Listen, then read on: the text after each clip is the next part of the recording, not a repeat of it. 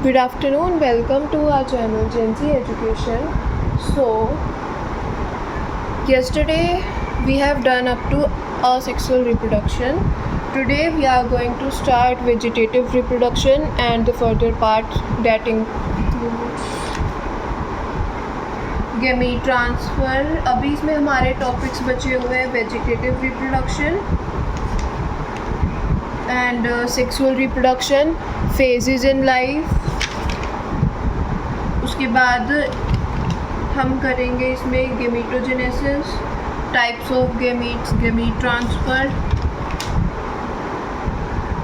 Fertilisation,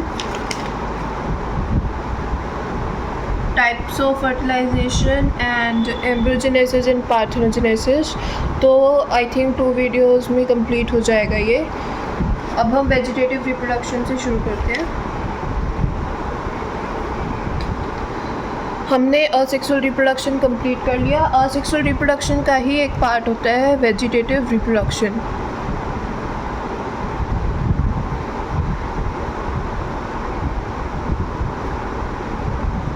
इसका एक part है vegetative reproduction.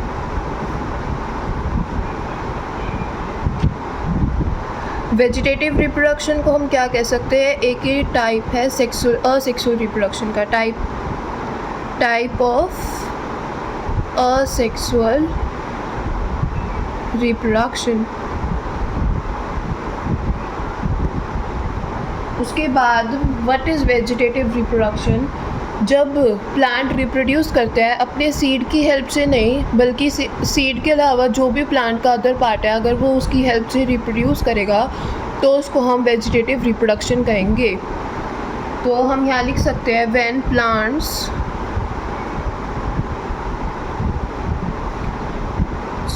reproduce or propagate by their body parts.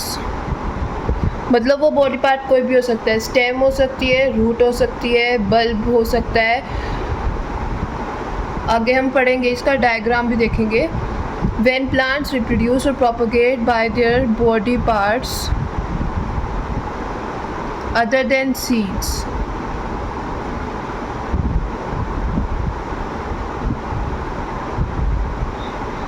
it is known as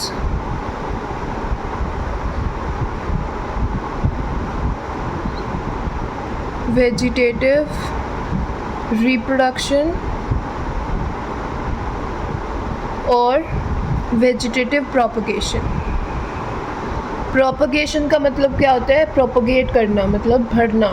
तो इसको हम वेजिटेटिव रिप्रोडक्शन भी कह सकते हैं और वेजिटेटिव प्रोपगेशन भी कह सकते हैं.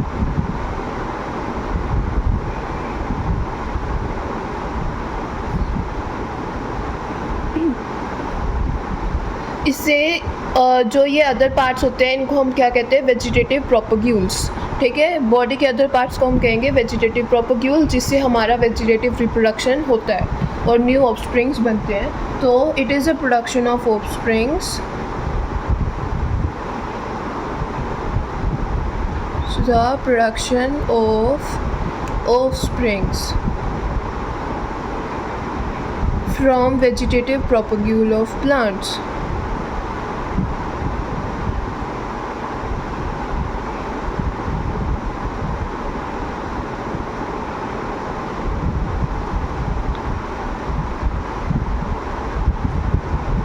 ठीक है, अब हमारे पास डायग्राम्स हैं. इसमें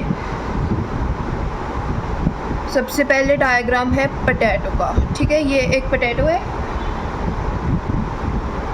देखो ये सारा डायग्राम एनसीईआरटी बुक में दिया हुआ है, तो मैं ऐसे ही जस्ट रैंडम बना रही हूँ आपको समझाने के लिए. बट इसमें किससे रिप्रोडक्शन होता है? बर्ड से. ये जो होती हैं ये पोटैटो की बर्ड और आइज़ भी कहते हैं इन्हें. तो इससे जो है पोटैटो रिप्रोड्यूस करता है, बर्ड और आइज़. इसको हम क्या नाम देंगे? Potato tuber. ठीक है, ये याद रखना है कि पोटैटो में किससे रिप्रोडक्शन होता है. उसके बाद है ये, हम इसको कह सकते हैं जिंजर. ये जिंजर का है। इसके अब मैं और एग्जांपल बता दूंगी। बुक में जिंजर दिया हुआ है, तो अभी उसका डायग्राम ड्रॉ करते हैं। ठीक, ये जो होती हैं ये होती है जिंजर की नोड्स। ये जो लाइंस हैं इसको हम, जैसे आप देखते हो जिंजर में लाइंस बनी होती हैं, ठीक है, ध्यान से देखोगे तो इनको हम कहेंगे नोड्स ऑफ जिंजर।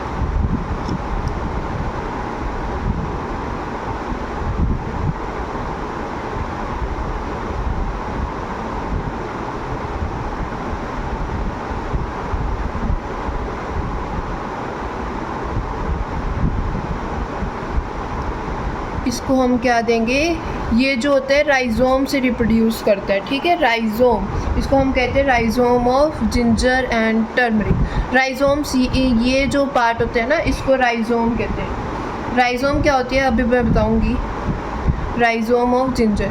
अब इसका एग्जांपल टर्मरिक भी आ सकते हैं। टर्मरिक भी जो है वो रिप्रोड्यूस करते हैं किससे, राइजोम से, ठीक है, rhizome of ginger and turmeric. Rhizome कहाँ से अराइज होता है, अराइज फ्रॉम द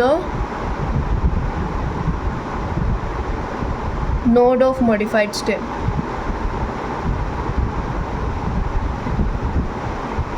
ठीक है, राइजोम को हम क्या कहते हैं, अंडरग्राउंड स्टेम। राइजोम जो है वो हॉरिजॉन्टल ग्रोथ करता है, कॉर्म जो है वो वर्टिकल ग्रोथ करता है, और राइजोम जो है वो हॉरिजॉन्टल ग्रोथ करता है, ठीक है। इसको हम कहेंगे अंडरग्राउंड स्टेम। देखो मैं थोड़ा सा यहाँ नीचे लिख देती हूँ। इसको हम राइजोम को हम कहते हैं अंडरग्राउंड स्टेम, और ये क्या करती है, horizontal growth. Corm vertical growth, rhizome horizontal growth, ठीक है। ये जो डायग्राम्स हैं, ये वाले डायग्राम्स इंपॉर्टेंट है, एनसीईआरटी में भी दिए हुए हैं और ये नीट में भी आते हैं। इसके बाद हम करेंगे हमारे पास नेक्स्ट डायग्राम।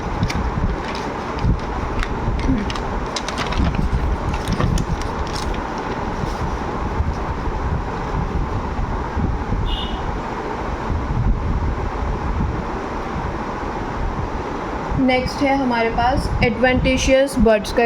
एडवेंटिशियस बर्ड से कौन रिप्रोड्यूस करता है, एडवेंटिशियस बर्ड्स। आपने ब्रायोफिलम सुना है ना, ब्रायोफिलम की लीफ, ये लीफ है मान लो ब्रायोफिलम की, और ये जो है ये है एडवेंटिशियस बर्ड्स।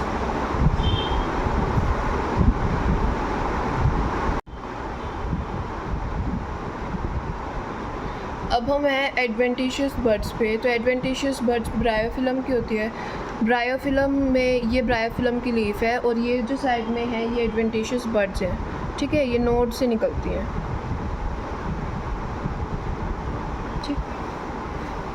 ये जो है ये एक न्यू प्लांट बना देगी बाहर निकल के, ठीक है, इसको हम कहते हैं एडवेंटिशियस बर्ड्स। ये जो होती है this is called leaf margin. Leaf margin पे क्या होती है, नोचेस होती हैं। ये जो ये स्पेस सा होता है ना, इनको हम कहते हैं नोचेस। लीफ मार्जिन में नोचेस होती हैं, और नोचेस जो है वो एडवेंटिशियस बर्ड्स बनाती हैं। एडवेंटिशियस बर्ड्स कौन सी है, ये वाली, ठीक है। तो एडवेंटिशियस बर्ड्स ऑफ ब्रायोफिलम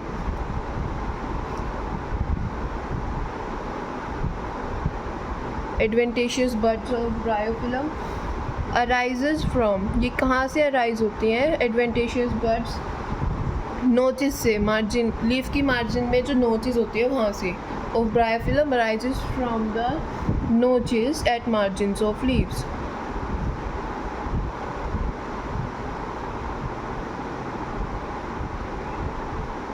ठीक है, इसके बाद है बुलबिल। बुलबिल ये एक नया एग्जाम्पल है। बुलबिल में एक डायग्राम दिया हुआ है एनसीईआरटी में।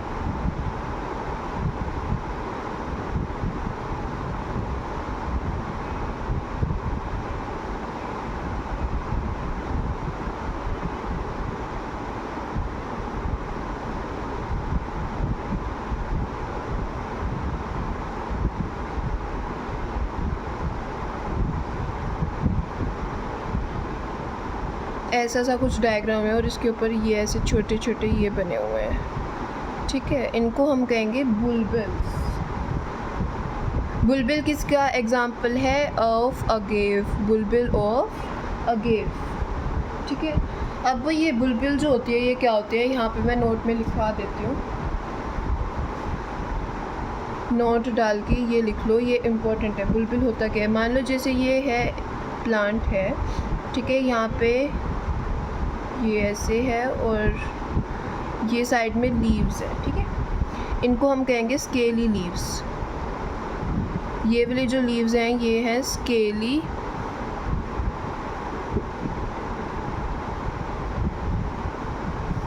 ये हैं स्केली लीव्स।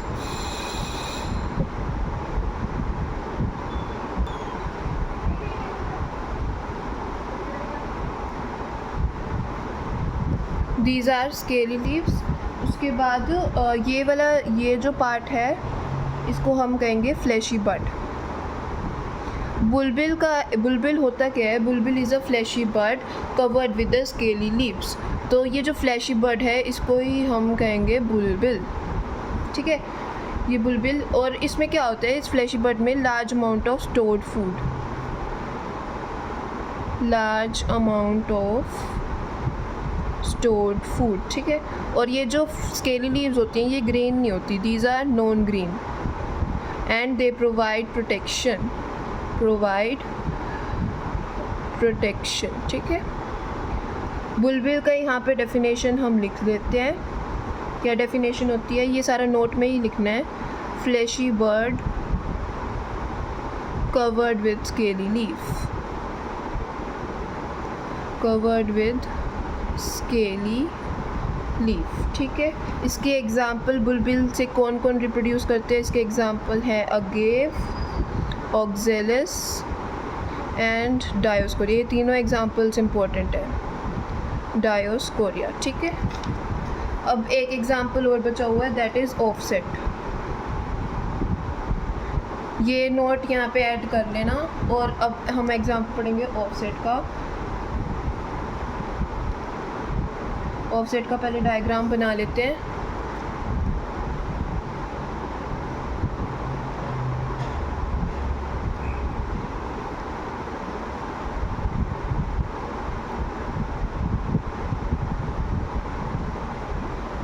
ऐसा सा कुछ डायग्राम है, डायग्राम अभी ढंग से बन नहीं रहा, एनसीईआरटी में दिया हुआ है लेकिन डायग्राम, ठीक है। ये डायग्राम कुछ इस टाइप से है। तो ऑफसेट भी एक इम्पॉर्टेंट एग्जांपल है, इसमें से एक क्वेश्चन आता है वो बताऊंगी।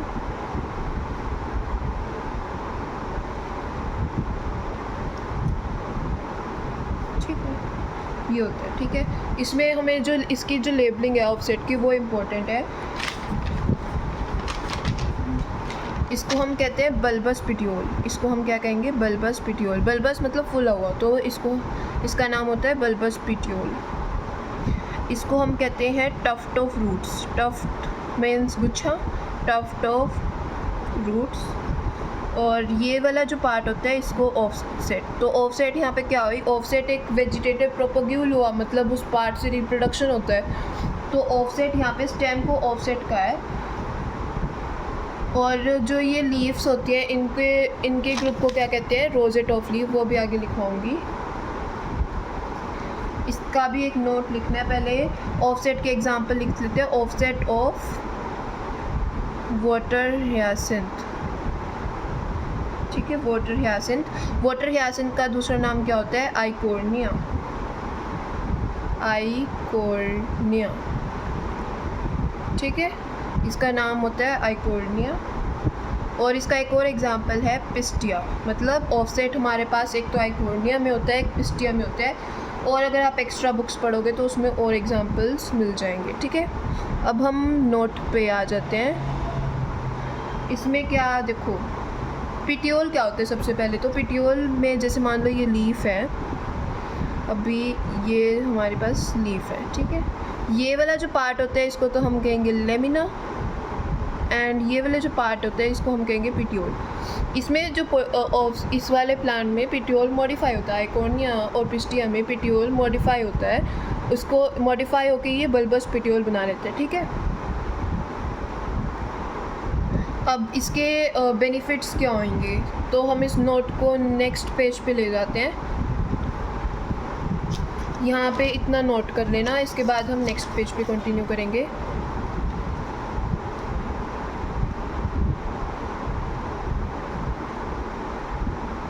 इन वाटर ह्यासिंथ मतलब आइकोर्निया, वाटर ह्यासिंथ का दूसरा नेम है Eichhornia. In water hyacinth bulbous of petiole is formed.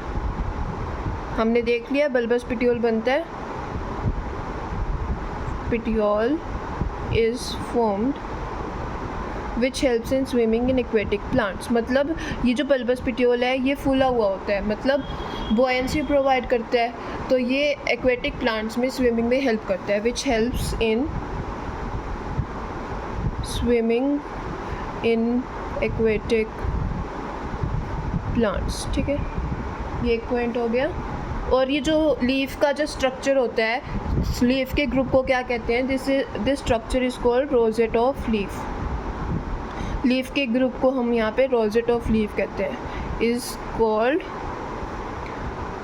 Rosette of leaf, ठीक है। अब ये जो हमें देखो, वेजिटेटिव रिप्रोडक्शन एक टाइप का असेक्सुअल रिप्रोडक्शन होता है, ठीक है। तो इसका मतलब ये माइटोसिस परफॉर्म करेगा या मियोसिस परफॉर्म करेगा, ये माइटोसिस ही परफॉर्म करेगा। मियोसिस तो सेक्सुअल रिप्रोडक्शन में मियोसिस होती है, माइटोसिस सेक्सुअल रिप्रोडक्शन में नहीं, मतलब होती है, लेकिन सिर्फ माइटोसिस असेक्सुअल रिप्रोडक्शन में होती है। सेक्सुअल रिप्रोडक्शन में बहुत माइटोसिस एंड मियोसिस होती है, एंड असेक्सुअल रिप्रोडक्शन में ओनली माइटोसिस होती है। तो यहाँ पे दे ऑल परफॉर्म, ये जो हमने स्ट्रक्चर सारे पढ़े जैसे कि ऑफसेट, बुलबिल, ये क्या परफॉर्म करते हैं, they all perform mitosis, performs mitosis, because meiosis is use for gamete formation. यहाँ पे कोई गैमेट का फॉर्मेशन नहीं हो रहा ना, एक पार्ट से ही अदर ऑफस्प्रिंग बन रहा है, तो इसलिए यहाँ पे माइटोसिस होती है। Is because meiosis is use for gamete formation. जब भी मियोसिस होता है तब तो गैमेट्स बनते हैं ना, is use for gamete formation, ठीक है। ऑफसेट, ऑफसेट की डेफिनेशन क्या है, offset is called the stem of Eichhornia, the stem of Eichhornia.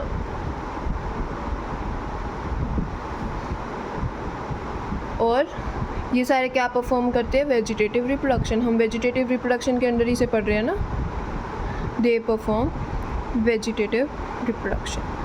सो सारी यहाँ पे सारी चीज़ें क्लियर हो गई वेजिटेटिव रिप्रोडक्शन की। यहाँ ये वेजिटेटिव रिप्रोडक्शन ख़त्म होता है। अब हम पढ़ेंगे सेक्सुअल रिप्रोडक्शन। अब हम करेंगे सेक्सुअल रिप्रोडक्शन, ठीक है। अब मेन है सेक्सुअल रिप्रोडक्शन। सेक्सुअल रिप्रोडक्शन में क्या क्या होता है कि जब ऑफस्प्रिंग मेल और फीमेल गैमेट के फ्यूजन से बनता है तो उसको हम सेक्सुअल रिप्रोडक्शन कहते हैं। यहाँ पे गैमेट फॉर्मेशन भी होता है और फर्टिलाइजेशन भी होता है। तो यहाँ पे इसकी डेफिनेशन क्या लिख सकते हैं हम, when an offspring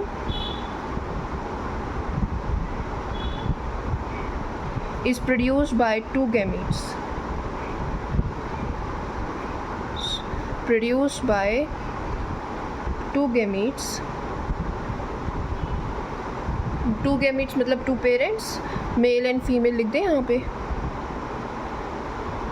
mail and female, it is known as sexual reproduction,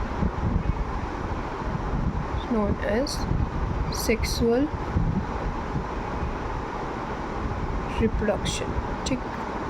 ये हमारा हो गया यहाँ पे। अब यहाँ पे क्या फर्टिलाइजेशन इन्वॉल्व होती है, तो इसको पॉइंट लिख दो, फर्टिलाइजेशन। फर्टिलाइजेशन का अदर नेम क्या होता है, syngamy. Fertilisation and syngamy is involved.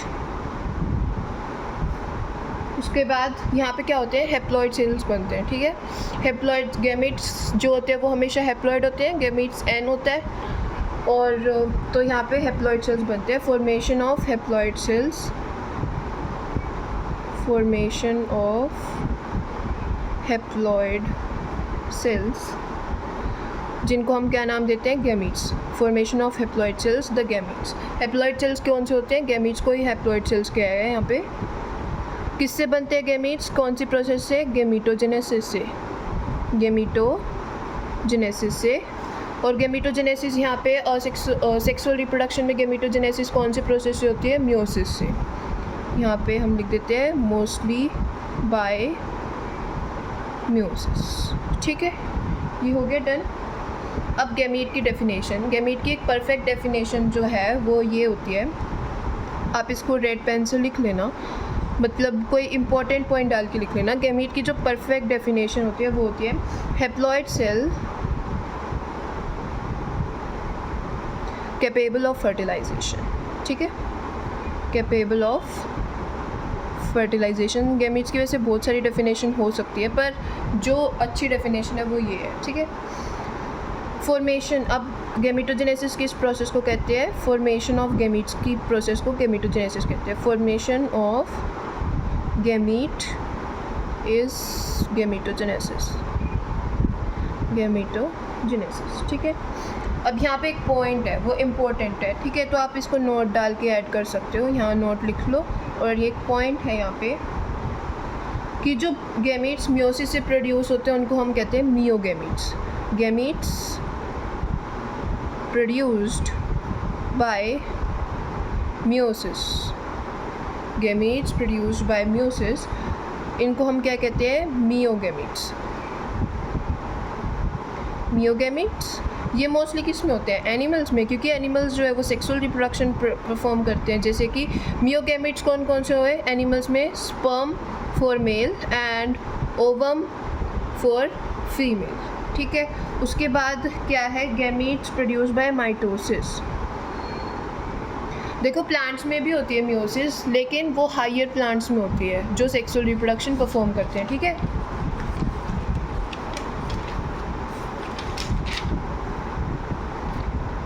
Gametes produced by mitosis, ये इंपॉर्टेंट पॉइंट है।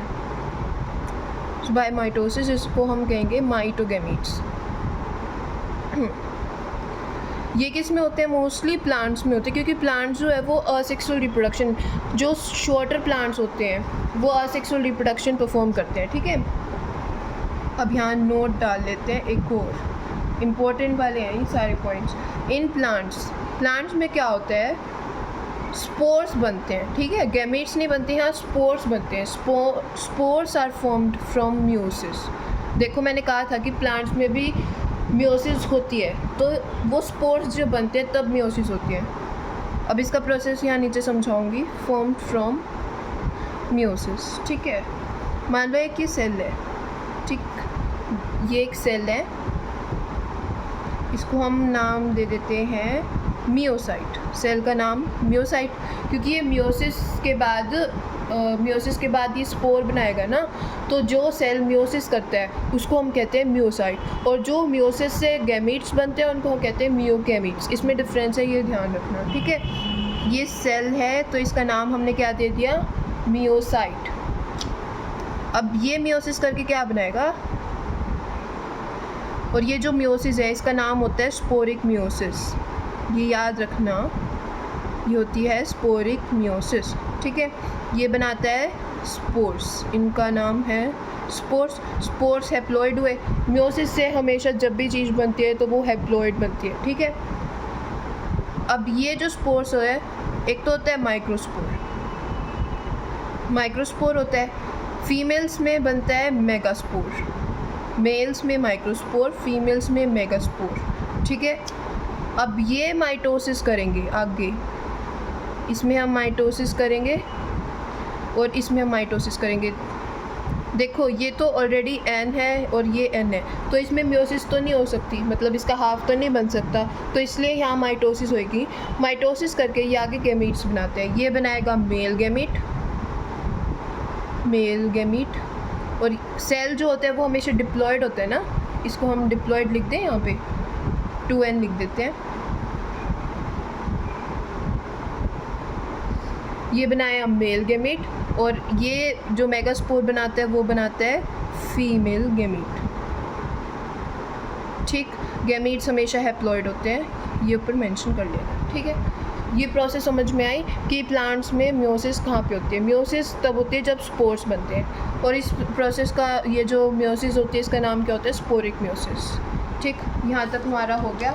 उसके बाद हम सेक्सुअल रिप्रोडक्शन के 2-3 पॉइंट्स और लिखेंगे।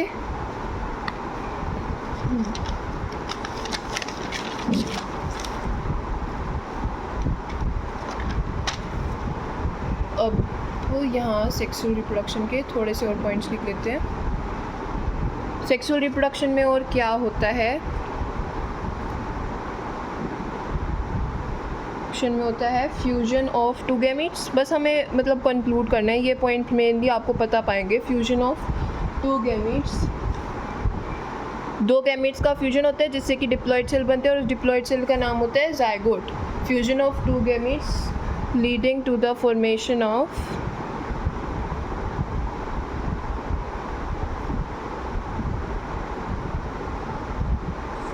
Of diploid cell.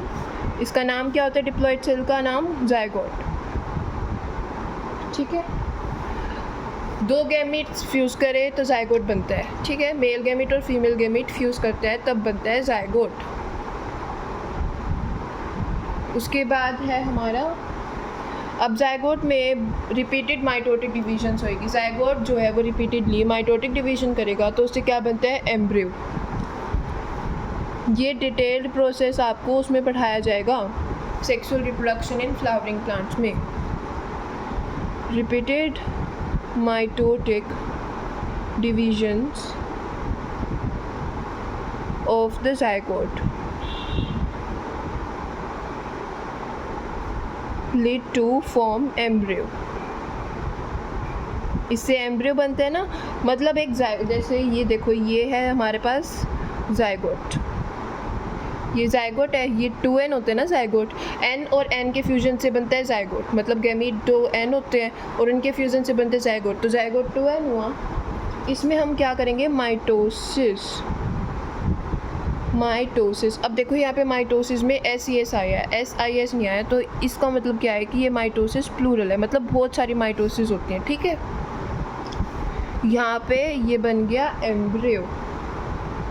ठीक है, इसको हम कहेंगे, ये बहुत सारी सेल्स बना दी ना इसने माइटोसिस करके, तो ये हो गया हमारे पास एम्ब्रियो। अब ये माइटोसिस से बना है तो एम्ब्रियो भी तो 2n ही हुआ ना, माइटोसिस से हाफ नहीं होता, माइटोसिस से वैसे ही बनता है, तो 2n। इसको हम कहेंगे, एम्ब्रियो को हम दूसरा नाम दे सकते हैं, that is mass of 2n cells, mass of diploid cells. But ये हमेशा फॉर्म नहीं होता, नॉट, आगे मैं बताऊंगी कब कब होता है कब नहीं होता, नॉट ऑलवेज फॉर्म्ड। ठीक है, जब एम्ब्रियोजेनेसिस होगी तब होगा, जिसमें एम्ब्रियोजेनेसिस नहीं होती तब नहीं होता। ठीक है, इसके बाद है growth of embryo into the new individual. इस प्रोसेस को हम कहेंगे डेवलपमेंट। एम्ब्रियो जब एक न्यू इंडिविजुअल में बन जाता है तो वो डेवलपमेंट की प्रोसेस होती है ना, growth of embryo into the new individual,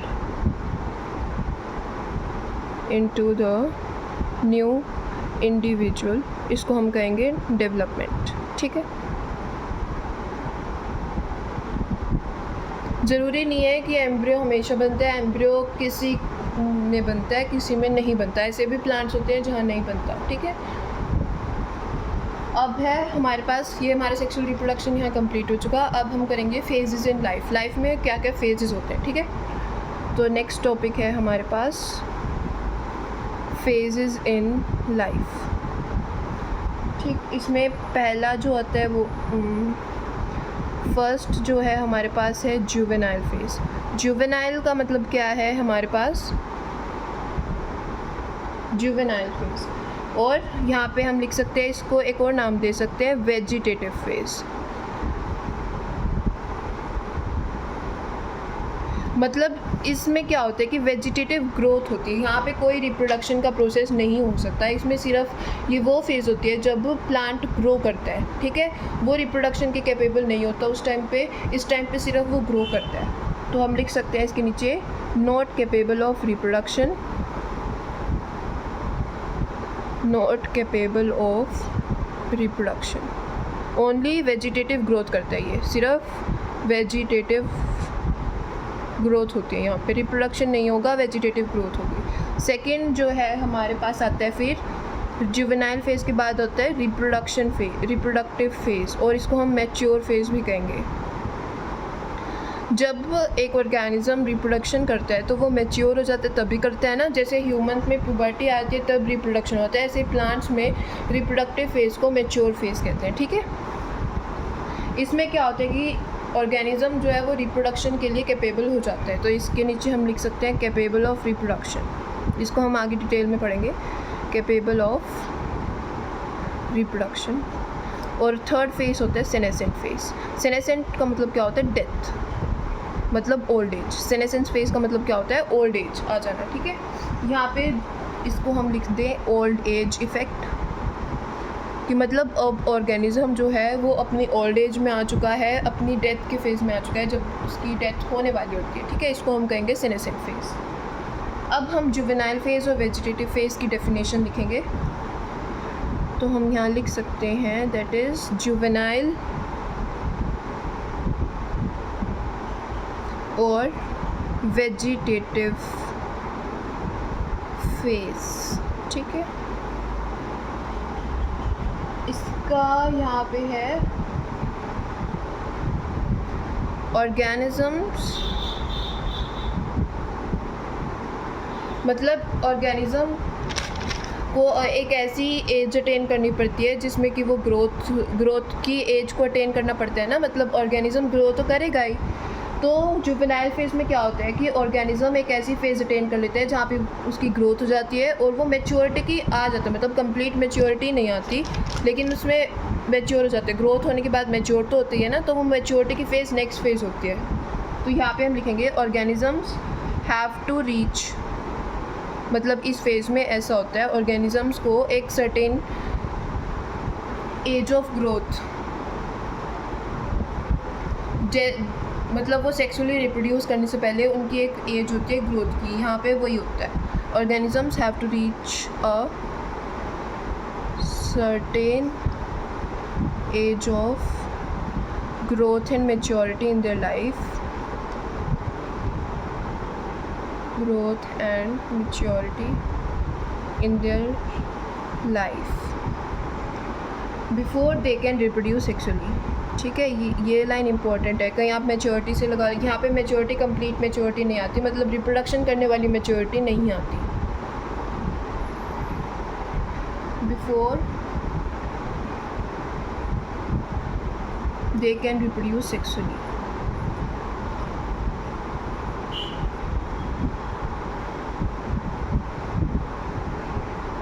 इस फेज़ को हम क्या कहते हैं, जुवेनाइल फेज़। उसके बाद है रिप्रोडक्टिव फेज़ और मैच्योर फेज़, ये हम नेक्स्ट पेज पे करेंगे। रिप्रोडक्टिव फेज़ और मैच्योर फेज़ में एक प्रोसेस है, इसका एनुअल और बाइनियल प्लांट्स का प्रोसेस अलग है और पेरिनियल प्लांट्स का प्रोसेस जो है वो अलग होता है, वो आपको बताऊंगी। अब पहले हम आ जाते हैं रिप्रोडक्टिव फेज़ की डेफिनेशन पे।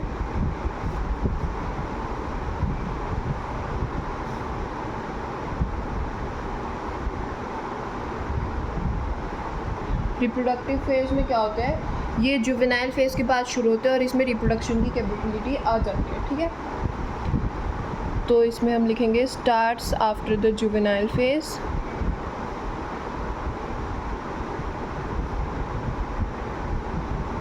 And remains up to the stage when an organism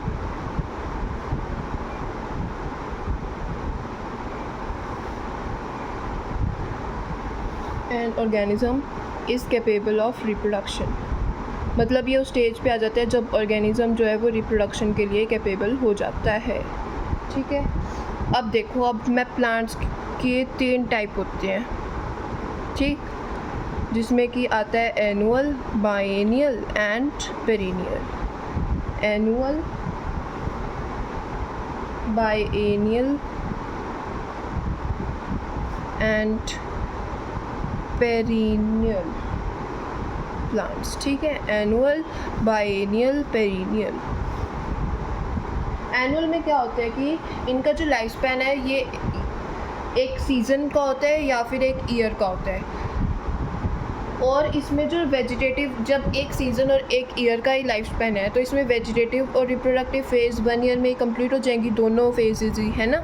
तो इसके जो एग्जांपल होते हैं वो हमेशा क्रॉप प्लांट्स होते हैं। तो इसका पहले हम एग्जांपल लिखते हैं। एग्जांपल आर क्रॉप प्लांट्स, ठीक है, ये आपको याद रखना है।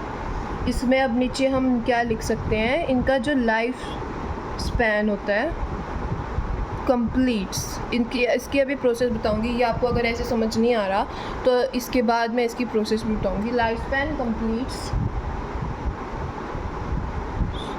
विद इन अ ईयर और सीज़न, ठीक है। इनकी एक ईयर और सीज़न में ही लाइफ स्पैन कंप्लीट हो जाती है। या तो एक सीज़न में कंप्लीट होगी, जैसे समर सीज़न होता है, किसी क्रॉप प्लांट्स के अलग अलग सीज़न होते हैं तो उनमें इनकी लाइफ स्पैन कंप्लीट हो जाती है। उसमें ये वेजिटेटिव ग्रोथ भी कर लेते हैं, रिप्रोडक्टिव फेज भी कर लेते हैं और फिर इनकी सेनेसेंस आ जाती है, ठीक है। इन बोथ वेजिटेटिव एंड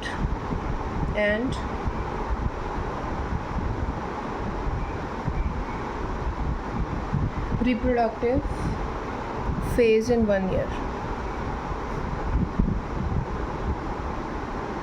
ठीक। बाइनियल में क्या होता है, इसका एग्जांपल, बाइनियल के एग्जांपल होते हैं कैरेट, रेडिश, ठीक है, ये दोनों इसके एग्जांपल हैं, कैरेट एंड रेडिश। इसका जो लाइफ स्पैन है, बाय मतलब 2, लाइफ स्पैन मतलब 2 ईयर्स और सीज़न में कंप्लीट होगा। तो हम इसका यहाँ लिख देते हैं, life span completes in with in 2 years और season. Life span completes with in 2 year और सीज़न, ठीक है। इसमें क्या होता है कि वेजिटेटिव और रिप्रोडक्टिव जो फेज़ होती है वो अलग अलग ईयर्स में होते हैं। जैसे फर्स्ट फेज़ में वेजिटेटिव ग्रोथ होगी और नेक्स्ट ईयर में रिप्रोडक्टिव ग्रोथ होगी।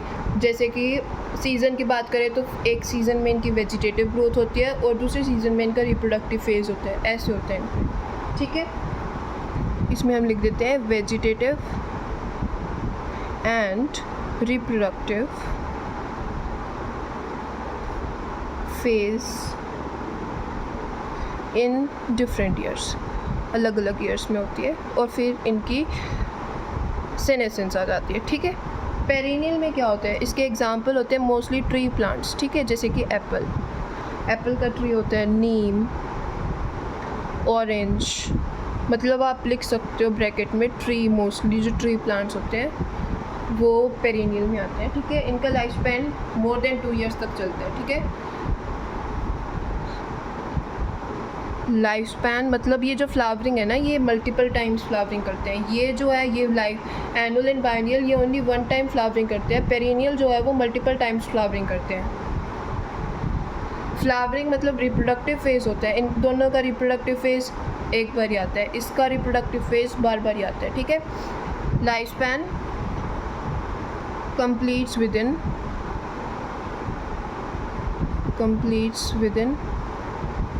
more than 2 years,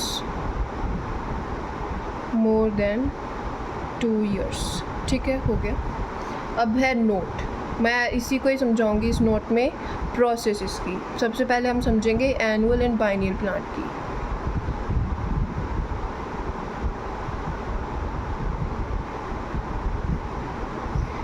annual and biennial, सबसे पहले एक सीड होता है। सीड से क्या बनता है, जर्मिनेशन करके, जर्मिनेशन हुआ, जर्मिनेशन के बाद क्या बनेगा, सीडलिंग। सीडलिंग के बाद हमारी जुवेनाइल स्टेज होती है कि वो सीडलिंग ग्रो करेगा, जुवेनाइल स्टेज आएगी। जुवेनाइल स्टेज जो होती है वो अलग अलग प्लांट्स के लिए अलग अलग होती है, ठीक है। मतलब किसी की इतने ईयर्स की हुई, किसी की इतने ईयर्स की हुई, तो ये अलग होती है, डिफरेंट फॉर डिफरेंट प्लांट्स। इसके बाद जुवेनाइल स्टेज के बाद कौन सी आती है, रिप्रोडक्टिव स्टेज। रिप्रोडक्टिव स्टेज के बाद हमारे रिप्रोडक्शन में क्या होता है, फ्लावरिंग होती है ना। रिप्रोडक्टिव स्टेज आई तो फ्लावरिंग होएगी, फ्लावरिंग के बाद हमारे पास यहाँ पे मतलब देखो यहाँ इसका मतलब ये है कि फ्लावरिंग सिर्फ एक बार हुई, इसके बाद इनका सेनेसेंस आ जाता है, ठीक है, सेनेसेंस। और सेनेसेंस के बाद क्या हो जाती है, डेथ। ये एनुअल एंड बाइनियल प्लांट का प्रोसेस होता है, ठीक है। अब बात है पेरिनियल प्लांट्स की।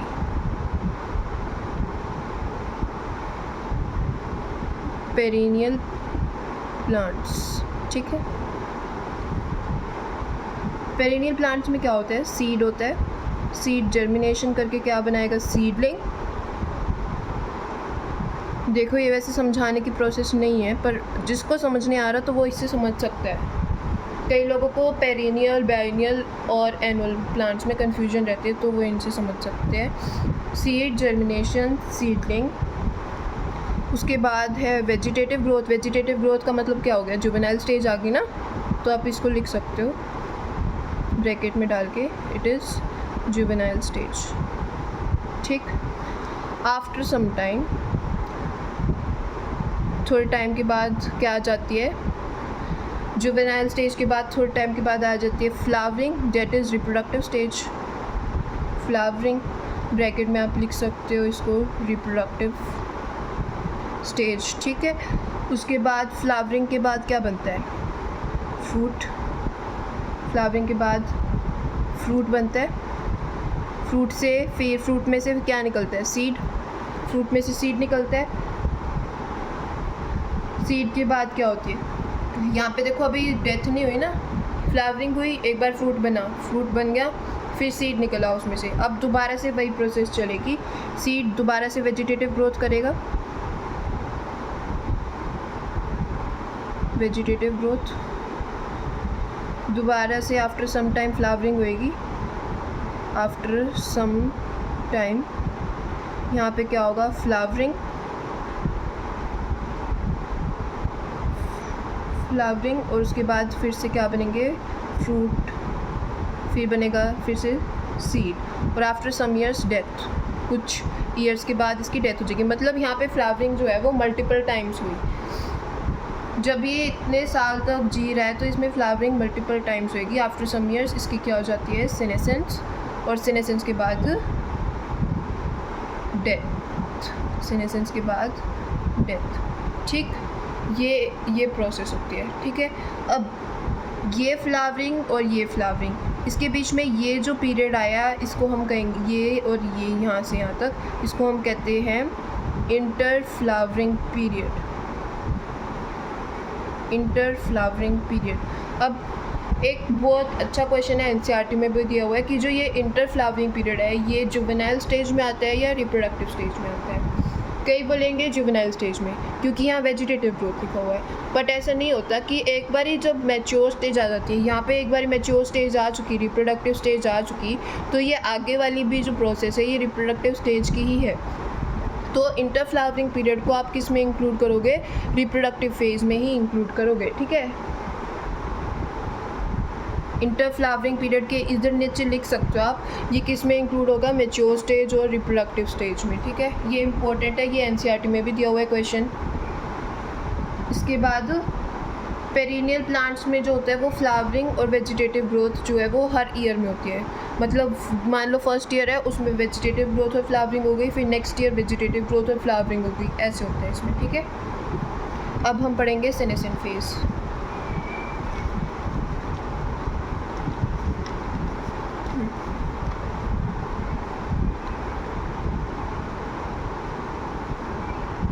अब हम पढ़ेंगे सेनेसेंट फेज, ठीक। सेनेसेंट फेज में क्या होता है, इट मार्क्स द, मतलब इससे एंड ऑफ रिप्रोडक्टिव फेज। ये क्या दिखाता है कि रिप्रोडक्टिव फेज जो है वो एंड हो चुका, और मतलब बॉडी का जो है वो डिटेरियरेशन शुरू हो चुका। डिटेरियरेशन मतलब बॉडी का डाउनफॉल शुरू हो चुका। बॉडी मतलब एडल्ट वाली स्टेज आ गई ना, तो इसको ये वो वाला फेज होता है, और इसके बाद डेथ हो जाती है। It marks the end of reproductive phase. It marks the end of reproductive phase and the onset of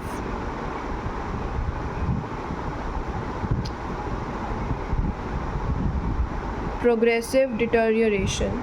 deterioration मतलब बॉडी का डिस्ट्रॉय हो जाना, बॉडी की एडल्ट स्टेज आ जाना। जैसे ह्यूमंस में हम बीमार होना शुरू हो जाते हैं या फिर ज़्यादा एडल्ट हो जाते हैं तो उसको हम डिटेरियोरेशन कहेंगे, deterioration in the body.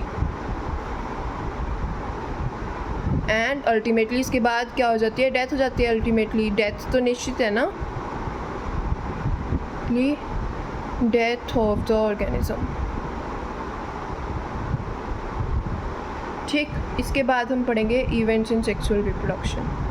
Sexual reproduction को हमने पढ़ लिया था पहले, इसके बीच में हमने ये पढ़ा फेजेस ऑफ लाइफ क्या होते हैं। अब हम पढ़ेंगे इवेंट्स इन सेक्सुअल रिप्रोडक्शन, क्या क्या इवेंट्स होते हैं हमारे सेक्सुअल रिप्रोडक्शन में। ठीक है, सबसे पहला जो इवेंट होता है दैट इज़ प्री फर्टिलाइजेशन। फर्टिलाइजेशन से पहले क्या क्या होता है, प्री फर्टिलाइजेशन इवेंट। ठीक, इसमें क्या होता है, the events prior to fertilisation. The events prior मतलब पहले, the events prior to the fusion. Fusion मतलब फर्टिलाइजेशन, फ्यूजन ब्रैकेट में fertilisation of the male and the female gametes. Sexual reproduction में मेल एंड फीमेल गैमेट्स बनते हैं ना, तो उनके फ्यूजन से पहले के प्रोसेस को हम प्री फर्टिलाइजेशन इवेंट्स कहते हैं। ठीक है, अब इसमें क्या क्या आता है, प्री फर्टिलाइजेशन इवेंट्स में क्या क्या प्रोसेसेस इन्वॉल्व होते हैं। It includes 2 processes. कौन कौन से होते हैं, एक तो होता है गैमीटोजेनेसिस। गैमीटोजेनेसिस मीन्स गैमीट्स का बनना, पीछे डेफिनेशन भी लिखी थी। उसके बाद गैमीट ट्रांसफ़र, एक प्रोसेस होता है गैमीट ट्रांसफ़र। गैमीट ट्रांसफ़र मतलब मेल से फीमेल गैमीट में मेल गैमीट का फीमेल गैमीट में ट्रांसफ़र होना। मोस्टली जो है वो मेल गैमीट्स ही ट्रांसफ़र होते हैं। गैमीटोजेनेसिस का हमने पता है ये क्या होता है, it is formation of gametes. ठीक है, अब हम इसको आगे डिटेल में पढ़ेंगे गैमीटोजेनेसिस एंड गैमीट ट्रांसफ़र को। ये जो पार्ट है ना, ये इम्पोर्टेंट पार्ट है। अब हम पढ़ रहे हैं गैमीटोजेनेसिस। गैमीटोजेनेसिस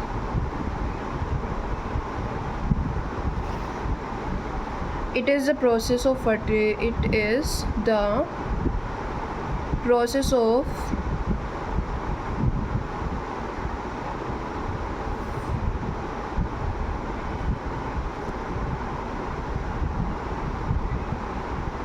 is a process of formation of 2 gametes। मतलब इससे 2 gametes बनते हैं। मेल्स में ये प्रोसेस अलग होती है, फीमेल्स में अलग होती है। मतलब दोनों में गैमीटोजेनेसिस ही कहते हैं, लेकिन इनका जो प्रोडक्ट होता है वो अलग होता है। जैसे मेल्स में बनता है मेल गैमीट और फीमेल्स में बनता है female gamete. It is a process of formation of 2 gametes, that is mail and female gametes.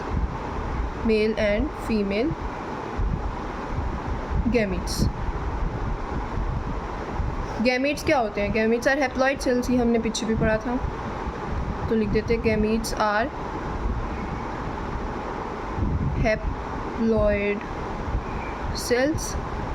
इस गैमीट्स कौन कौन से होते हैं, ओवम जो होता है वो फीमेल में बनता है एंड स्पर्म जो है वो मेल में बनता है। ठीक है, उसके बाद क्या है हमारे पास, टाइप्स ऑफ गैमीट्स। गैमीट्स कौन कौन से टाइप के होते हैं, ये इम्पोर्टेंट है। ठीक है, types of gametes.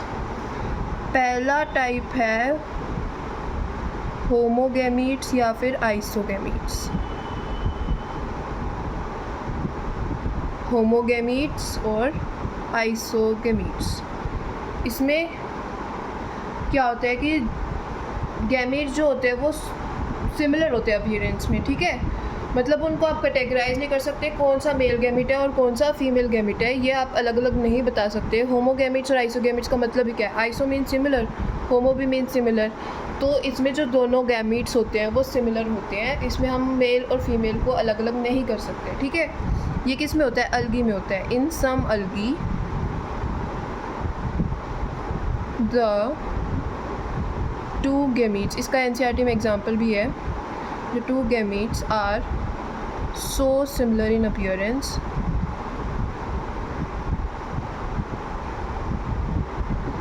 so similar in appearance that it is not possible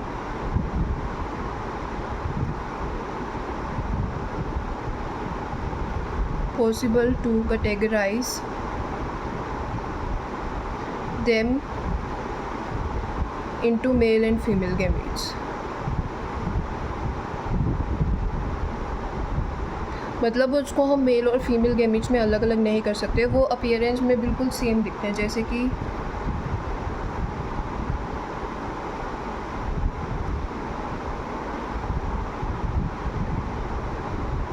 इनका साइज़ भी सेम होता है, अपीयरेंस मतलब कंप्लीट अपीयरेंस सेम होते हैं साइज़ को मिला के। आइसोगेमी को ही हम आइसोगेमस फर्टिलाइजेशन कहेंगे। इन दोनों का फर्टिलाइजेशन होता है तो उसको हम क्या कहते हैं, आइसोगेमी। आइसोगेमीट्स का फर्टिलाइजेशन इज़ आइसोगेमी और आइसोगेमस फर्टिलाइजेशन। ठीक है, ये जो डायग्राम है ये किसका है, ये है क्लेडोफोरा। क्लेडोफोरा ये सी है, क्लेडोफोरा। क्लेडोफोरा किसका एग्जांपल है, अलगी का, एनअल्गी। ठीक है, मैंने बताया ना अलगी में होता है ये प्रोसेस। क्लेडोफोरा एक अलगी का एग्जांपल है। और क्लेडोफोरा कौन सी अलगी होती है, ग्रीन अलगी। अलगी ग्रीन अलगी होती है, रेड अलगी होती है, ऐसे आपने 11th में पढ़ा है ना। तो टाइप्स ऑफ गैमीट्स में हमने होमोगैमीट्स कर लिया, उसके बाद हम करेंगे हेटेरोगैमीट्स।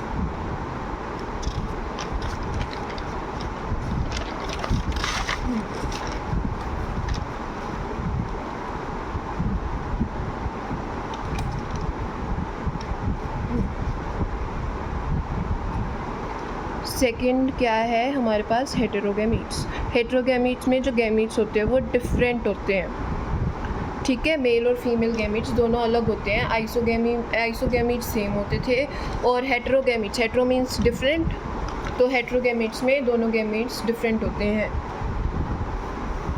When gametes produced are of two morphologically distinct. Morphologically मतलब आउटर अपीयरेंस इनका जो है वो अलग होता है। Morphological means outer appearance, morphologically distinct मतलब डिफरेंट। डिस्टिंक्ट टाइप्स मतलब जो मेल और फीमेल गैमीट है वो मॉर्फोलॉजिकली आउटर अपीयरेंस उनका अलग होता है, उनको हम कहते हैं हेटेरोगैमीट्स। इसमें दो गैमीट्स आते हैं, एक आता है मेल गैमीट, इनके नाम होते हैं। मेल गैमीट को हम क्या कहते हैं, एंथेरोजॉइड, और स्पर्म। देखो दो नेम होते हैं, एंथेरोजॉइड और स्पर्म। हमेशा ये मोटाइल मेल गैमीट को एंथेरोजॉइड कहेंगे, मोटाइल मेल गैमीट को एंथेरोजॉइड कहते हैं। ठीक है, एंथेरोजॉइड किसी और के लिए नहीं यूज़ कर सकते, आप मोटाइल मेल गैमीट को ही एंथेरोजॉइड कह सकते हो। ठीक है, उसके बाद है फीमेल गैमीट। फीमेल गैमीट यहाँ पे होता है, फीमेल गैमीट का नाम क्या होता है, एग और ओवम। ठीक, अब जैसे इसके एग्जांपल्स हैं, हेटेरोगैमीट्स के एग्जांपल हैं, डायग्राम बना के दिखाती हूँ मैं आपको। ये एनसीईआरटी में दिया हुआ है डायग्राम, एग्जैक्ट डायग्राम आप एनसीईआरटी से देख लेना। ठीक, ये एग्जांपल है फ्यूकस, ये फीमेल गैमीट है, ये मेल गैमीट है। फ्यूकस एंड अलगा, ये एक अलगी है फ्यूकस। ठीक है, हेटेरोगैमीट्स, ये दोनों हेटेरोगैमीट्स है, ये वाला जो है ये फीमेल गैमीट है, ये मेल गैमीट है। ठीक है, उसके बाद होमोसेपियंस तो ह्यूमन ही होते हैं, आपको पता है। ठीक, ये थोड़ा सा गलत बन गया। ठीक है, इसको ये ओवम, ये स्पर्म थोड़ा गलत बन गया। ये होमोसेपियंस का एग्जांपल है। ठीक है, इनमें भी एक अलग अलग है ना गैमीट, सेम नहीं है ना आउटर अपीयरेंस इनका, तो ये होमोसेपियंस। अब हेटेरोगैमीट्स के टू टाइप्स होते हैं, एनाइसोगैमी एंड टूगैमी। ठीक है, क्या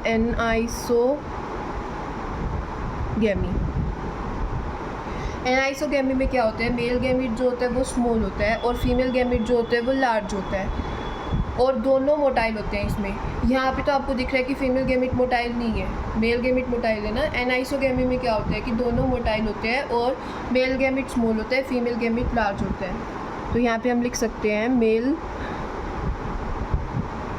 गैमीट इज़ स्मॉल एंड, ये एनसीईआरटी में नहीं दिया हुआ I think, and female gamete is large but both are motile. ये आपको ध्यान रखना है, ठीक है। दूसरा होता है हमारे पास oogamie। oogamie में क्या होता है, मेल गैमीट स्मॉल होता है, फीमेल गैमीट लार्ज होता है but non motile. Female gamete non motile होता है और जो मेल गैमीट होता है वो मोटाइल होता है। तो यहाँ पे क्या लिखेंगे, mail gamete is small and motile but female gamete is large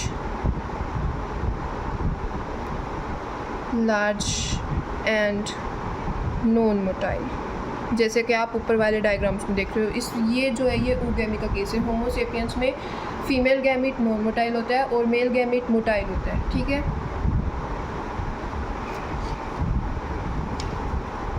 अब हम थोड़े इसके पॉइंट्स लिखते हैं। हेट्रोगैमेटिक स्पीशीज़ में दो टाइप्स के गैमीट होते हैं, मेल गैमीट और फीमेल गैमीट। हमने पढ़ लिया हेट्रोगैमेटिक स्पीशीज़ में 2 टाइप्स के गैमीट होते हैं, male gamete and female gamete, ठीक है। तो हम यहाँ पे यही लिखेंगे, इन हेट्रोगैमेटिक स्पीशीज़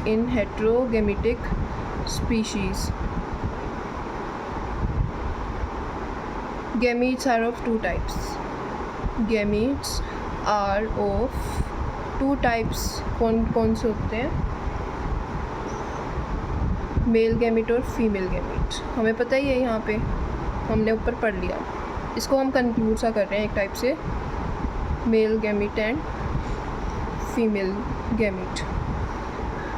हेप्लॉइड पेरेंट से एक हेप्लॉइड गैमीट ही बनेगा, माइटोसिस से बनेगा, क्योंकि हेप्लॉइड है वो, तो उसमें मियोसिस तो नहीं हो सकती, माइटोसिस ही होगी। तो हेप्लॉइड पेरेंट एक हेप्लॉइड गैमीट ही बनाएगा।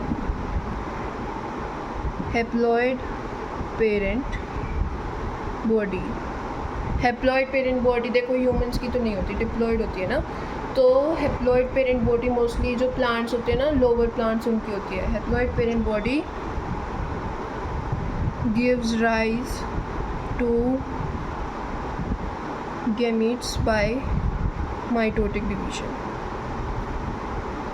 माइटोटिक डिवीजन से ही होगा ना, मियोसिस तो नहीं हो सकता यहाँ पे। जैसे कि ये एक हेप्लॉइड है एन, यहाँ पे क्या हो गया, माइटोसिस। माइटोसिस से 2 गैमीट्स बन गए एन और एन, ठीक है। इनको हम कहेंगे माइटोगैमीट्स, ये हम पीछे पढ़ चुके हैं। माइटोसिस से जो गैमीट्स बनते हैं वो होते हैं माइटोगैमीट्स, और ये होता है हेप्लॉइड, ये हमारा है हेप्लॉइड पेरेंट, ठीक। अब है डिप्लॉइड ऑर्गेनिज्म जो है वो गैमीट्स बनाएंगे, किससे बनाएंगे, लेकिन मियोसिस से। गैमीट्स देखो हमेशा हेप्लॉइड ही होते हैं, ठीक है। डिप्लॉइड होते हैं वो हम आगे पढ़ेंगे, पार्थेनोजेनेसिस वाले नहीं, डिप्लॉइड गैमीट्स हम उसमें पढ़ेंगे, sexual reproduction in flowering plants में, ठीक है। तो haploid body give rise to gametes by mitotic division. अब meiocyte in diploid organisms. Diploid organisms में मियोसाइट क्या होता है, जो मियोसिस करके गैमीट्स को बनाते हैं, उस सेल को मियोसाइट कहते हैं। हमने ये पीछे कर लिया। तो मियोसाइट इन डिप्लॉइड ऑर्गेनिज्म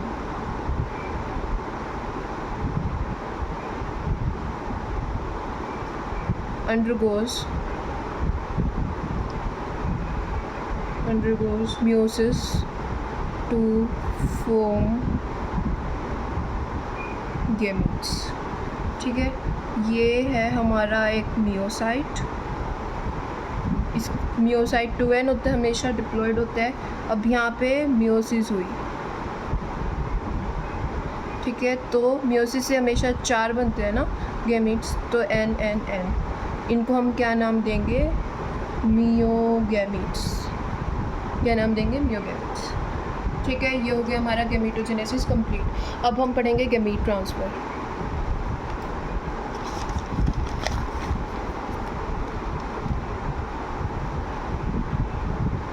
अब आ जाते हैं गैमीट ट्रांसफ़र पे।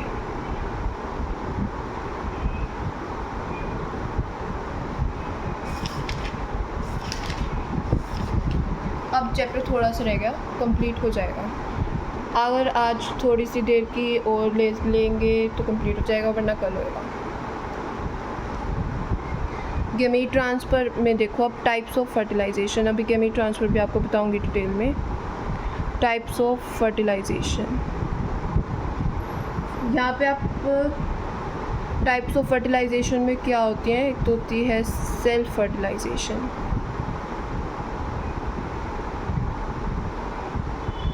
और एक होती है क्रॉस फर्टिलाइजेशन। आपको पता ही है ये तो।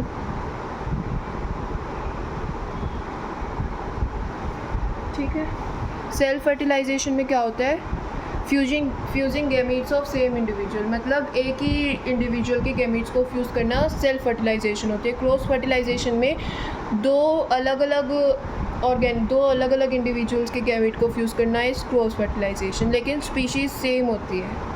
ठीक है, स्पीशीज़ सेम होती है। तो यहाँ पे हम लिख लें fusing gametes from the same individual.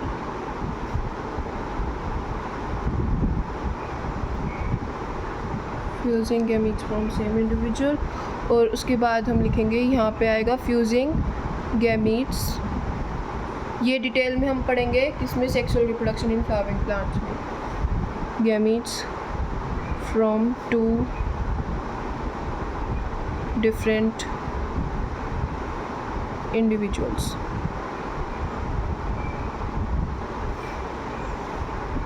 अब प्लांट्स यहाँ पे दो टाइप के होते हैं। ठीक है, हम यहाँ इसको पढ़ेंगे, ये इम्पोर्टेंट है, डायोशियस एंड मोनोशियस।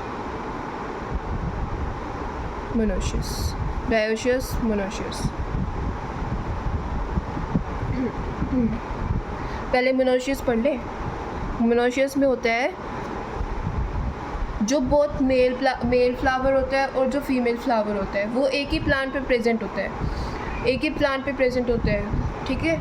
और जो फ्लावर्स होते हैं वो यूनिसेक्सुअल हुए, यहाँ पे बाइसेक्सुअल कोई भी नहीं होता, यूनिसेक्सुअल फ्लावर होता है मोनोशियस में हमेशा दोनों फ्लावर्स यूनिसेक्सुअल होते हैं। एक फ्लावर होता है मेल फ्लावर और एक फ्लावर होता है फीमेल फ्लावर। देखो अभी बताते हैं यहाँ पे, both male and female flowers. Monoecious plant ऐसा भी होता है जिसमें बाइसेक्सुअल फ्लावर होते हैं, बट उसको हम सिंपल मोनोशियस नहीं कहते, ये इंपॉर्टेंट टर्म है। मोनोशियस हम उसको कहते हैं जिसमें यूनिसेक्सुअल फ्लावर्स होते हैं। अगर हम ऐसे लिखें monoecious plant with bisexual flower, तो हम उसमें बाइसेक्सुअल फ्लावर लेते हैं, लेकिन जब सिंपल मोनोशियस लिखा है तो उसमें हम यूनिसेक्सुअल फ्लावर्स लेंगे। ये एक इम्पॉर्टेंट पॉइंट है, इसको ध्यान रखना है। Both male and female flowers are present on same plant, एक ही प्लांट पे प्रेजेंट होते हैं, present on same plant, but flowers are unisexual. Flowers जो होते हैं वो यूनिसेक्सुअल होते हैं। बाइसेक्सुअल का केस मैंने आपको बता दिया, जब ये लिखा है monoecious plant with bisexual flowers तभी लेना है उसको बाइसेक्सुअल, वरना तो यूनिसेक्सुअल लेना है। अब देखो यहाँ पे प्लांट तो बाइसेक्सुअल हो गया क्योंकि प्लांट पे तो दोनों फ्लावर्स हैं, मेल फ्लावर भी है फीमेल फ्लावर भी है, तो प्लांट यहाँ पे क्या हो जाता है बाइसेक्सुअल, और जो फ्लावर्स हो जाते हैं वो होते हैं यूनिसेक्सुअल। फ्लावर तो अलग अलग है ना, एक में नहीं है ना, तो इसलिए फ्लावर यूनिसेक्सुअल होते हैं, प्लांट बाइसेक्सुअल होते हैं। इसके जो एग्जांपल्स होते हैं, इसके एग्जांपल याद रखने हैं, क्या है, कैस्टर, कोकोनट, क्यूकरबिट। देखो ये सीसी वाली टर्म एक साथ आपको याद कर लो, और मेस। ठीक, ये एग्जांपल अच्छे से करने हैं, कैस्टर, कोकोनट, क्यूकरबिट एंड मेस। उसके बाद डायोशियस पे आ जाते हैं। डायोशियस में क्या होता है, जो मेल एंड फीमेल फ्लावर्स होते हैं वो डिफरेंट प्लांट्स पे प्रेजेंट होते हैं। मतलब एक इसमें प्लांट भी यूनिसेक्सुअल होते हैं। एक प्लांट हो गया मेल प्लांट, एक प्लांट हो गया फीमेल प्लांट। एक प्लांट पे सिर्फ मेल फ्लावर्स है और एक प्लांट पे सिर्फ फीमेल फ्लावर्स हैं। Mail and female flowers are present on different plants.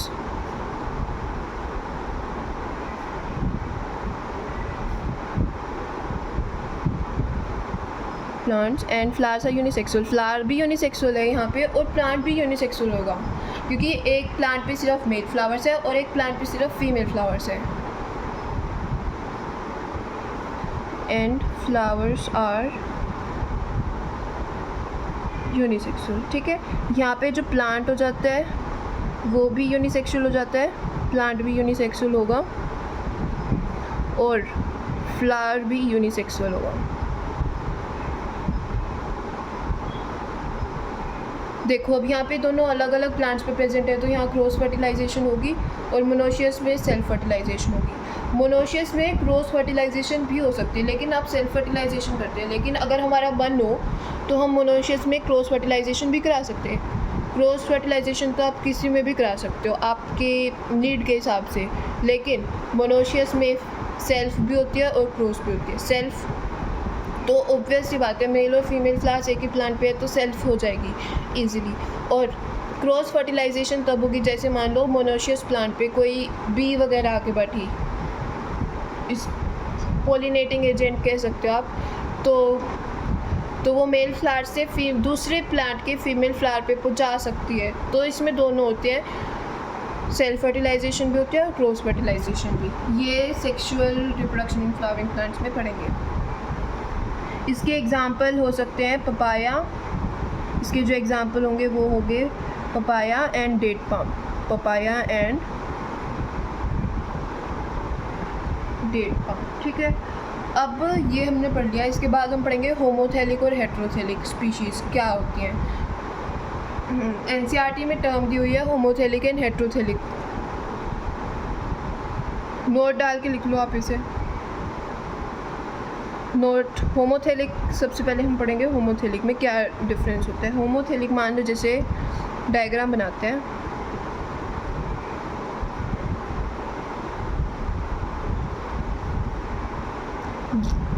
ये एक अच्छा क्वेश्चन है, मतलब ऐसे कभी पूछते नहीं, बट ये नॉलेज के लिए बहुत अच्छा क्वेश्चन है।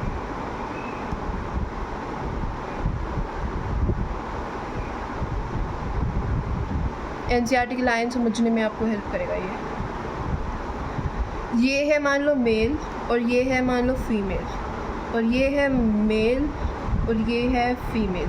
ये मेल हाइफा, ये female Haifa, mail and female Haifa. ठीक है, इसको हम मेंशन कर देते हैं यहाँ पे हाइफा। ठीक है, ये शो करेगा क्या, होमोथेलिज्म।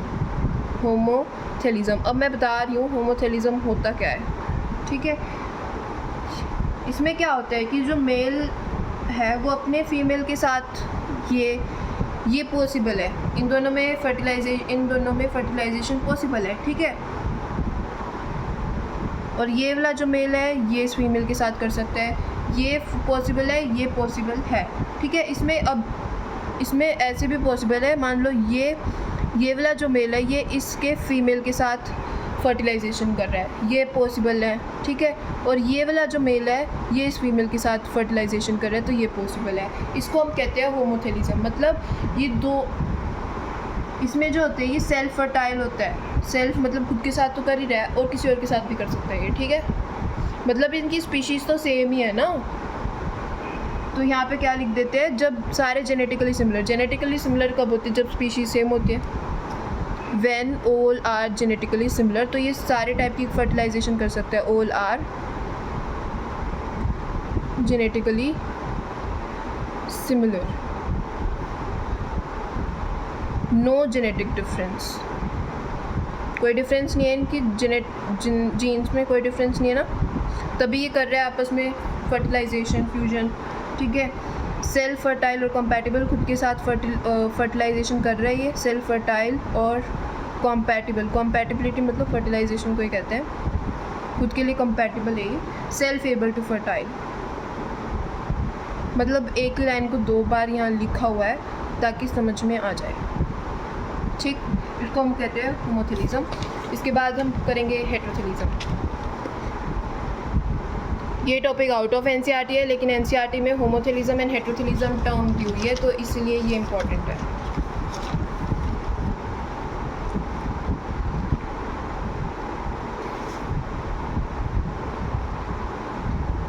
अब बात आती है हेटेरोथिलिक की।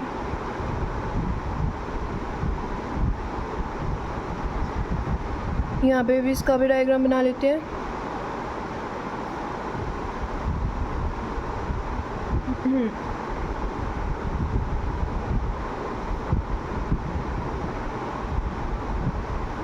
ये मेल है, ये फीमेल है, ये मेल है, ये फीमेल है, ठीक है। अब ये देखो, ये खुद के साथ जो है फ्यूजन नहीं कर सकता, खुद के लिए नॉन कंपैटिबल है, खुद के साथ फर्टिलाइजेशन नहीं कर सकता, ये दूसरे के साथ करेगा। अब ये वाला जो मेल है ये दूसरे वाले के साथ करेगा, तो ये पॉसिबल है, ठीक है।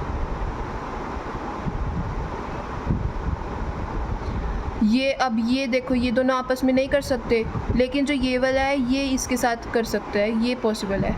तो ये खुद के लिए नॉन फर्टाइल है, खुद के लिए नॉन फर्टाइल है, इसको हम हेटेरोथिलिज्म कहते हैं। यहाँ पे क्रॉस फर्टिलाइजेशन, एक तरीके से क्रॉस फर्टिलाइजेशन दिखा रहे हैं ना, तो ये डायोसिस का केस नहीं हुआ। तो आप एनसीईआरटी में देखोगे डायोसिस के साथ हेटेरोथिलिक लिखा हुआ है, तो इससे ये कोरिलेट हो रहा है, ठीक है।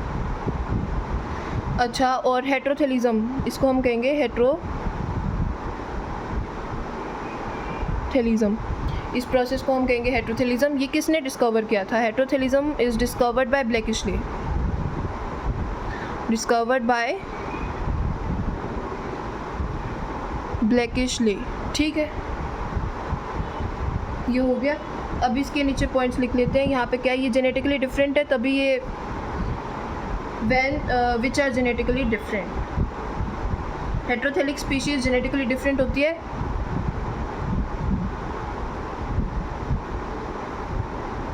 When they are genetically different में यहाँ पे फ्यूजन होता है, ठीक है।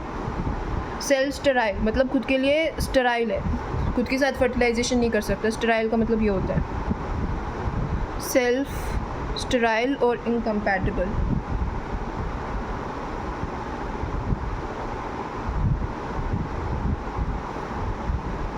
दे आर शोइंग क्रॉस फर्टिलाइजेशन को शो कर रहे हैं ना ये।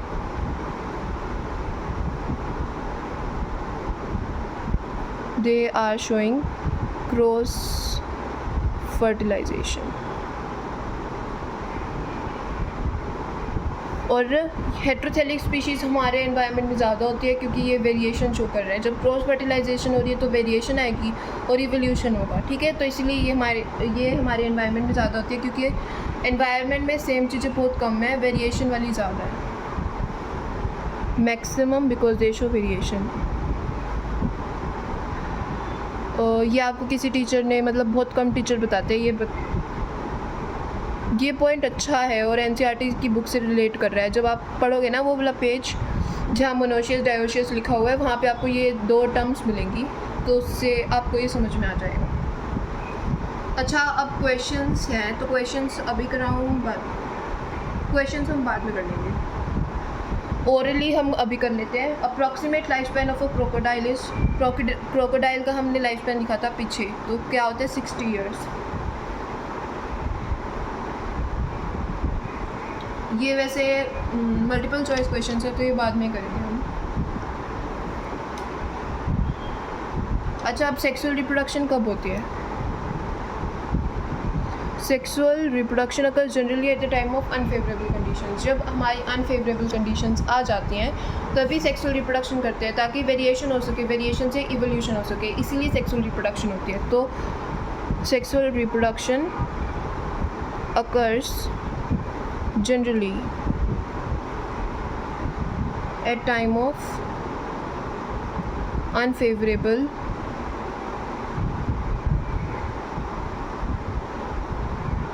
conditions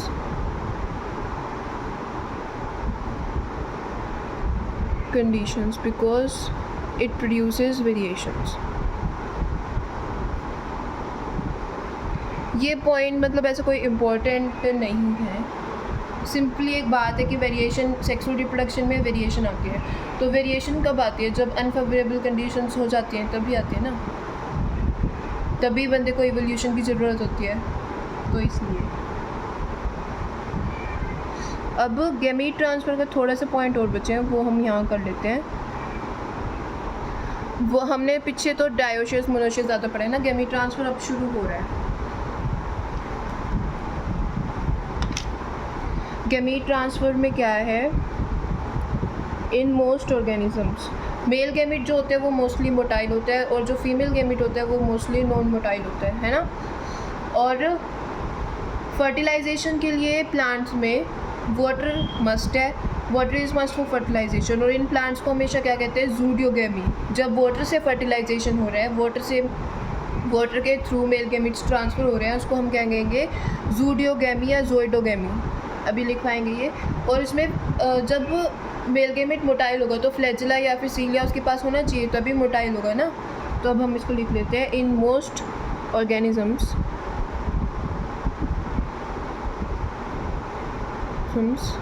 mail gamete is motile and female gamete is non motile.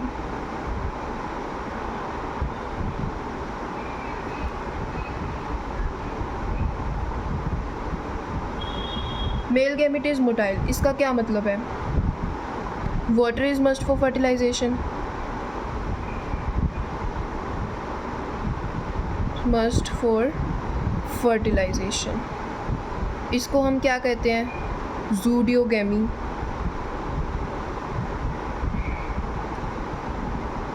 ठीक है। और फ्लैजिला और सीलिया नेसेसरी होते हैं, तभी तो मेल गैमीट मोटाइल होगा। फ्लैजिला एंड सीलिया मतलब इनमें से कुछ भी हो सकता है। Flagella and cilia are necessary. ठीक है। यूनिसेक्सुअल एनिमल्स में क्या होते हैं? कोपुलेटरी ऑर्गन्स होते हैं, जिससे कि मेल गैमीट्स ट्रांसफ़र होता है, वहाँ पे वाटर की ज़रूरत नहीं पड़ती। ठीक है। Unisexual animals have copulatory organs. Copulatory organs मतलब रिप्रोडक्टिव ऑर्गन्स। कोपुलेशन का मतलब क्या होता है? ट्रांसफ़र करना। मतलब उनके पास कोपुलेटरी ऑर्गन्स होते हैं, जिससे कि गैमीट ट्रांसफ़र होता है। यूनिसेक्सुअल एनिमल्स, ये इंपॉर्टेंट है, हैव कोपुलेटरी ऑर्गन्स। ये एनसीईआरटी की ही लाइन है। Copulatory organs to transfer the male gametes.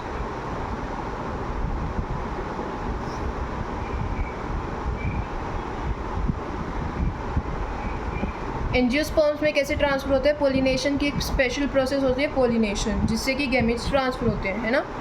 तो क्या आएगा? इन एंजियोस्पर्म्स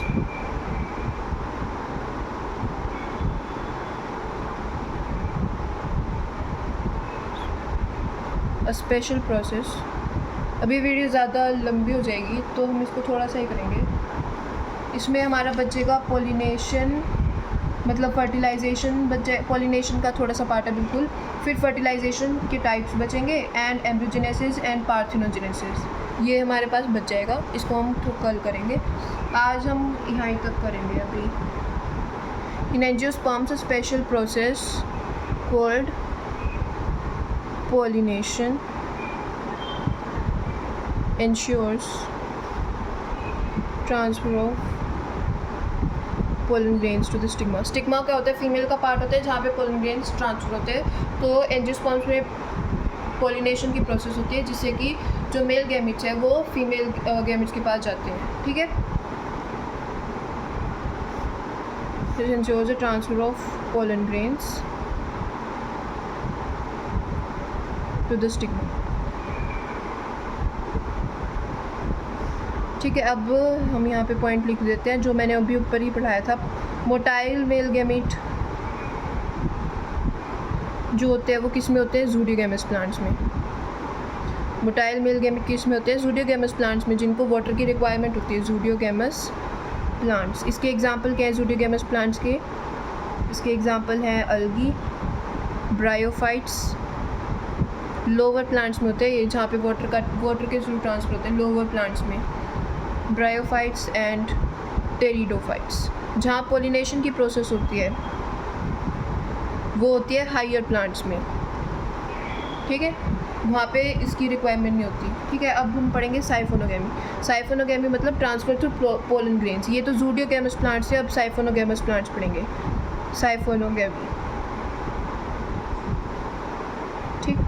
साइफोनोगेमी में क्या होता है, pollen tube is formed in gymnosperms and angiosperms. Gymnosperm और एंजियोस्पर्म में क्या होता है, पोलन ट्यूब का फॉर्मेशन होता है जिससे कि पोलन ग्रेन्स ट्रांसफ़र करते हैं। आज साइफोनोगेमी तक ही पढ़ेंगे। Pollen tube is formed in gymnosperms and angiosperms. Fertilization of the pollen tube.